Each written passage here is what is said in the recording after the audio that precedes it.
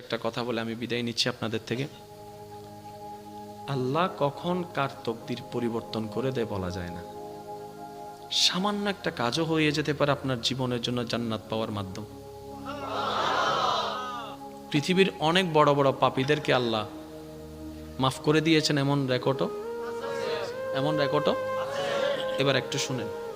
হযরত মূসা আলাইহিস সালামের যুগে একজন পাপিষ্ঠ, এমন পাপিষ্ঠ ছিল যাকে সমাজ থেকে সবাই বহিষ্কার করে দিয়েছে। যখন তার শরীর দুর্বল হয়ে গিয়েছে, রোগাক্রান্ত হয়ে গিয়েছে, ক্ষমতা শেষ হয়ে গিয়েছে, সবাই তাকে এলাকা থেকে বের করে দিয়েছে। এমন একটা জায়গায় তাকে ফেলে দিয়েছে যেখানে আশেপাশে কেউ। এবার সে যখন অসুস্থ শরীর, খাবার নাই, ঘুম নাই, শরীরের মধ্যে ক্ষত বিক্ষত, একদম জরজন্য অবস্থা, যখন তার পাশে কেউ নাই, এবার সে চোখের পানি ছেলে রবের দিকে তাকিয়ে বলে, ইয়া রব, সবাই তো আমাকে ফেলে দিয়েছে, তুমিও কি আমাকে ফেলে দিবা? মাওলা, তুমি না রহমান, তুমি না গফফার, তুমি না সত্তার, তুমি না খালিক।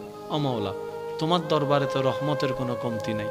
আমি ভুল করেছি মাওলা, তোমারই তো করেছি, তুমি চাইলে তো মাফ করে দিতে পারো। এরকম সে কান্না করতে করতে করতে এক পর্যায়ে তার নিঃশ্বাস বের হয়ে গেছে, সে মারা গিয়েছে। ইন্না লিল্লাহি ওয়া ইন্না ইলাইহি রাজিউন।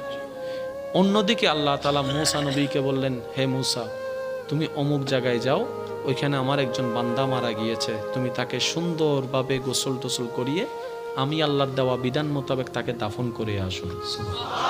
তো যেহেতু মূসা নবী আল্লাহর নির্দেশ পেয়েছেন, কোন মূসা নবী? যিনি নবী, জলিলুল কদর একজন নবী।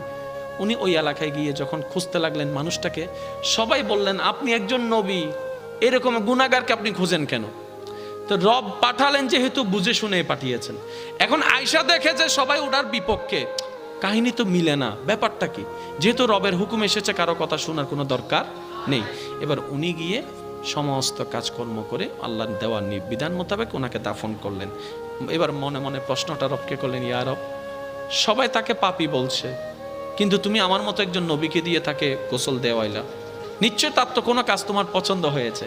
রব বলে, এলাকার মানুষ যা বলছে সব সত্য, সে অনেক পাপী, সেটা সত্য, কিন্তু সে মৃত্যুবরণ করার আগে আমাকে এত সুন্দরভাবে ডেকেছে, এত মায়া করে ডেকেছে, এত ভালোবাসা নিয়ে আমার নামকে ডেকেছে এবং আমার কাছে স্যালেন্ডার করেছে, আমি রব মালিকি ইয়াউমিদ্দিন, আমি মালিক। তার সারা জীবনের গুনাহকে খুশি হয়ে ক্ষমা করে দিয়েছে। মূসা নবীর উম্মতকে যদি আল্লাহ এমন দয়া করতে পারেন, আপনি আমি তো রাহমাতুল লিল আলামিন নবীর উম্মত। নবী রাহমাতুল লিল আলামিন বলেছেন, হে আমার উম্মত, তোমরা আমাকে দুইটা জিনিসের জামানত দাও, আমি তোমাদেরকে জান্নাতের জামানত দিচ্ছি। ইয়া রাসূলুল্লাহ, কোন দুইটা জিনিস? নবী রাহমাতুল লিল আলামিন বলছেন, তোমাদের লজ্জাস্থানের হেফাজতের জামানত দাও, আর এই জিহ্বার হেফাজতের জামানত দাও। এই লজ্জাস্থান অন্যায়ভাবে ব্যবহার করা যাবে না, আর এই জবান কখনো ভালো ছাড়া খারাপের জন্য ব্যবহার করিও না। এমনকি এই জবান কারো অন্তরে যেন কথা দিয়ে আঘাত না আসে, সেভাবে তুমি চলবা। তুমি এই দুইটার হেফাজত আমাকে দাও, ঈমানের পরে জান্নাতের দায়িত্ব আমি নিয়ে নিলাম। আপনি ক্ষমা করতে থাকুন, এটা আমার একটা অনুরোধ। যদি সুখে থাকতে চান, ভালো থাকতে চান, অতীতে কি হয়েছে, কে কষ্ট দিয়েছে, কে ন্যায় করেছে, কে অন্যায় করেছে, সব বিচার আল্লাহর উপর ছেড়ে দিয়ে আপনি মাফ করে দেন। যে মাফ করে দেয় তার অন্তর পরিষ্কার থাকে। সুবহান। নবী রাহমাতুল লিল আলামিন বলে, আল্লাহর দিকে তাকিয়ে আল্লাহর বান্দাকে মাফ করে দাও। তোমার যদি ইজ্জতে কমে যায়, আমি নবী থেকে হাসরের ময়দানে তুমি নিয়ে নিও, তারপরে তুমি মাফ করতে থাকো। কারণ তুমি যত মাফ করতে থাকবা, হেসে হেসে মাফ করতেই থাকবা, তত তুমি দুনিয়াতেও ভালো থাকতে পারবা, পরকালেও ভালো থাকতে পারবা। একটা কথা মনে রাখবেন, দুনিয়াতে আমরা সবাই মেহমান হয়ে এসেছি, কেউ পার্মানেন্টলি থাকতে আসেনি। তো 2 দিনের দুনিয়া, অর্ধেক সময় তো শেষ।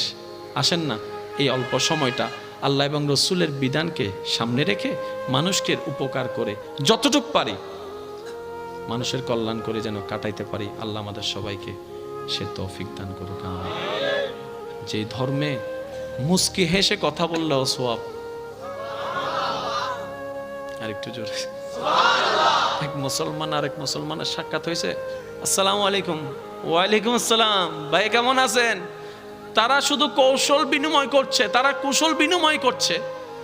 আল্লাহ বলছেন ফেরেশতা সওয়াব লেখো, আরেক ফেরেশতারে বলে ফেরেশতা মুসাফা করে হাত ছুটার আগে তাদের গুনাহ মাফের ব্যবস্থা করে দাও। তাহলে যে ধর্মে সালাম দিল সওয়াব, দেখা করলো সওয়াব, খবর নিল সওয়াব, খাবার দিল সওয়াব, পানি দিল সওয়াব, এমনকি রাস্তায় হাঁটার পথে এতিম বাচ্চার মাথায় 2 সেকেন্ড দাঁড়িয়ে হাত বুলিয়ে দিয়েছেন, এটা তো সওয়াব। এখানে কমতি বলে কোনো শব্দ নাই। এরপরেও যদি আমরা নিজেকে গোছাতে না পারি, আফসোস করা ছাড়া কিছু উপায় নাই। সেজন্য আমি একটা অনুরোধ, আপনি যতটুকু পারেন আপনার সাধ্য মোতাবেক মানুষের উপকার করার চেষ্টা করবেন। হ্যাঁ, আপনি বলবেন আমার উপকারের দাম পাই না, ভালো ব্যবহারের দাম পাই না, আমি সেবা করলে সেটার দাম পাই না, আমি ভালো করলে আমাকে উল্টা করে। হ্যাঁ, আমি আপনার সব কথা মানলাম, তবে অনুরোধ রাখবো বিনিময়টা ওই বান্দার থেকে চেয়েন না, ওই বান্দার রব থেকে চান। বান্দা দিলে আর কদ্দুর দিবে, কিন্তু ওর রব যখন দেওয়া শুরু করবে আপনি রাখার জায়গা পাবেন না। আপনি শাশুড়ি দেখবেন না, আপনি বউ দেখবেন না, আপনি স্বামী দেখবেন না, আপনি মা দেখবেন না, আপনি বাবা দেখবেন না, আপনি চাচাতো ভাই কোনো কিছু দেখবেন না। আপনি শুধু দেখবেন একটাই, এটা আমার রবের বান্দা, এটা আমার রবের বান্দা, এটা আমার রবের বান্দা, এটা আমার রবের বান্দা। তো কেউ যদি জিজ্ঞেস করে তুই শাশুড়ির এমন সেবা করছিস কেন, আরে তোরও তো একটা জীবন আছে, আপনি বলবেন আমি আর শাশুড়ির সেবা করছি না, আমি আমার রবের একজন বান্দার সেবা করছি, শুধু আমার রবের দয়া পাওয়ার জন্য। এবার শাশুড়িকে জিজ্ঞেস করা হচ্ছে আপনি বউকে এত ছাড় দিলেন কেন, বউয়ের সাথে এত ফ্রেন্ডলি চলেন কেন? আপনি বলবেন আমি আমার ছেলের বউয়ের সাথে চলি